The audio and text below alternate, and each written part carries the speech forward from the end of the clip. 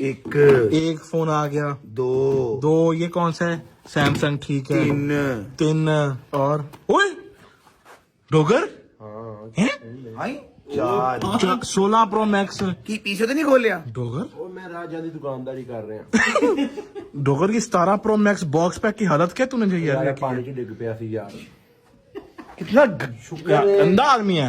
ਸ਼ੁਕਰ ਹੈ ਫੋਨ ਬਚ ਗਿਆ नहीं तो अच्छा चलो चेक तो करनी तो। तेरे मतलब की खाली हाँ अच्छा बॉक्स पैक है अभी तक ਯਾਰ भाई, खोला भी नहीं। ਪਾਣੀ 'ਚ ਡਿੱਗ ਪਿਆ ਨਹੀਂ नहीं तो इस तरह ही वो जो पानी में आपने भाई कैसे इसको आपने वो छूट दिया? ਯਾਰ ਹੱਥ 'ਚ ਫੜਿਆ ਸੀ ਜੋ ਪਾਣੀ ਵਾਲਾ ਟੱਪ ਵਾਸ਼ਰੂਮ 'ਚ ਨੀ ਜਿਹੜਾ ਹੁੰਦਾ ਹਾਂ। ਉਹਦੇ 'ਚ ਡਿੱਗ ਪਿਆ तो फोन नवा ब्रांड न्यू वॉशिंग की है तू ये आ गया ਪਾਇਆ ਸੀ ਨਾ ਹੱਥ ਧੋਣ ਲੱਗਾ ਤੇ ਡਿੱਗ ਪਿਆ देख लो बातें जरा किस्सा तेरे मतलब की खाली ये चीज है भैया ये चीज है ना अपनी आए कार के अंदर पे ने ओके वो सारी चीजें मैं इस चीज से 10 20 भी जरा मैं खरीद सकता हूँ की पर ਸਭ ਕੁਝ ਤੇਰੇ ਹਵਾਲੇ